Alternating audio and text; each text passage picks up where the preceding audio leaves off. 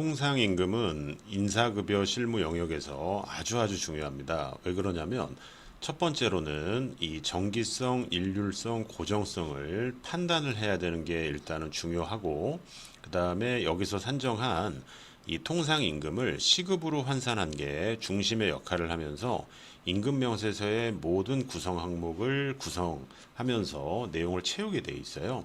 그러면 일단은 정기성, 일률성, 고정성은 잠깐 패스하시고, 통상임금이 왜 중요하냐면요, 이 기준임금 역할을 하기 때문에 굉장히 중요해요. 그래서 2022년 기준으로 보면 사회보장급여인 육아휴직급여, 출산전후휴가급여도 마찬가지고요.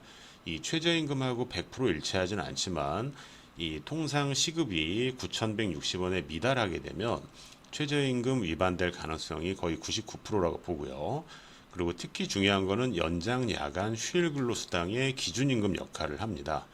자, 그럼 다시 제목으로 가서 이 정기성이라고 하는 거는요, 뭐 사실은 이 통상임금만 가지고도 몇 시간을 강의할 수 있지만 일단은 그냥 정기적으로 나간다 해서 기본급이 이렇죠. 자, 일률성은 모든 사람에 대해서 나간다. 기본급도 그렇죠. 이 고정성이라는 말이 조금 이제 추상적이긴 한데, 제가 이제 30일에 대한 대가로 300만 원을 받을 때 이미 16일을 근무했다 그러면 16일은 고정이 된 거예요. 그래서 160만 원을 받으셔야 되거든요.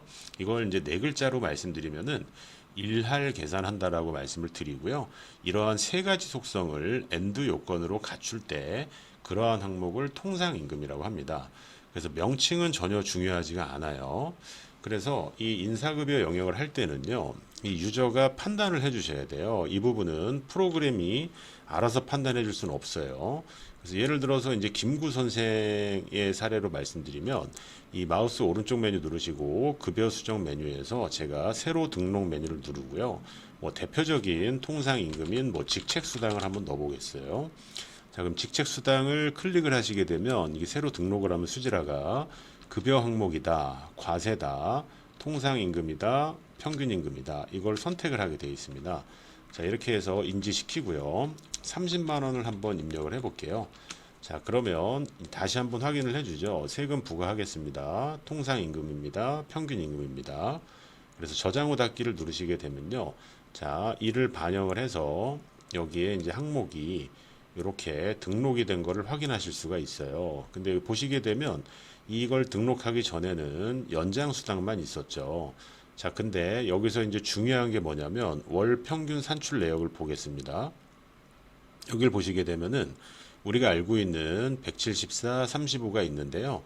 여기 보시게 되면 여기 숫자로 그냥 제가 부를게요. 24942라는 시급이 있고요. 그래서 209는 이걸로 구성이 되는데 연장 수당 있잖아요. 자, 연장 수당은 시급이 26377 기준이에요.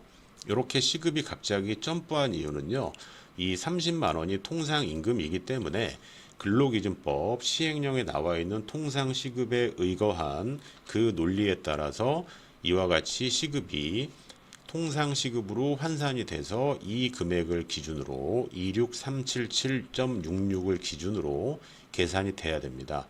그래서 보시다시피 수지라는 이 월 평균 산출 내역에서 이거를 아주 디테일하고 리얼하게 보여주고 있어요.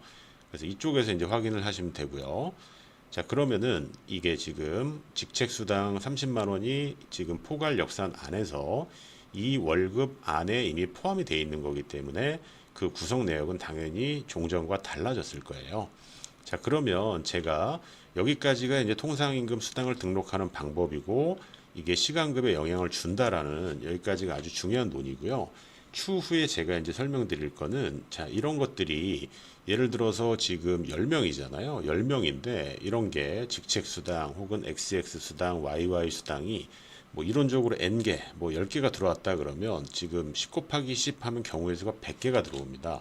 그럼 이거를 언제 이걸 다 입력을 하고 반영하고 수정을 하겠어요. 그래서 이 수지라에는 강력한 붙여넣기 기능이 있는데 그거는 제가 나중에 설명드리되 지금 현재 단계별로 설명을 드리고 있기 때문에 이 지금 단건이지만 직책수당이라고 하는 통상임금을 등록하는 방법을 먼저 설명을 드린 거예요.